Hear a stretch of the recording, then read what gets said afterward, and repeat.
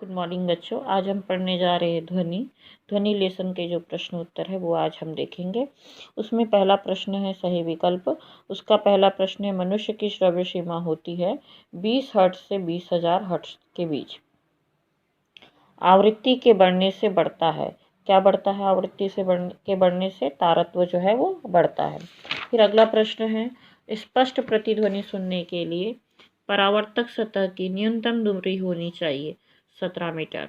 ध्वनि संचरण संभव नहीं है निर्वात में। अगला प्रश्न है हमारा, चंद्रमा के तल पर अंतरिक्ष यात्री की आवाज़ थोड़ी ही दूर पर खड़े दूसरे अंतरिक्ष यात्री को क्यों नहीं सुनाई देती?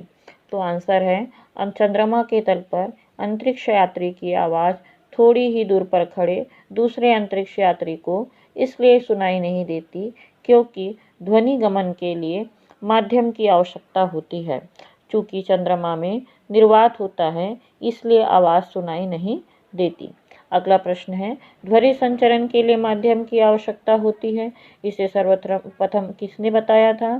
तो ऑटो वान गुक ने 1654 में इसे पहली बार बताया था। अगला प्रश्न है हमारा, आपको अपनी आवाज़ की प्रतिध्वनि किस स्थिति में सुनाई देगी? तो जब हम किसी गहरे कुएं के भीतर की ओर मुँह करके या पहाड़ी पर जोर से आवाज़ देते हैं तब कुछ समय के पश्चात हमें वही आवाज़ सुनाई देती है, मानो कुएं या पहाड़ी से कोई उसे दोहरा रहा हो। ध्वनि का इस प्रकार किसी सतह से टकराकर वापस आना ध्वनि का परावर्तन कहलाता है और परावर्तित ध्वनि प्रतिध्वनि कहलाती है।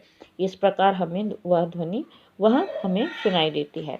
अगला प्रश्न है, लकड़ी, स्टील, एस्बेस्टस, कागज, थर्माकोल में से किनके ऊपर पड़ने वाली ध्वनि की पहला है स्पष्ट प्रतिध्वनि सुनाई देगी?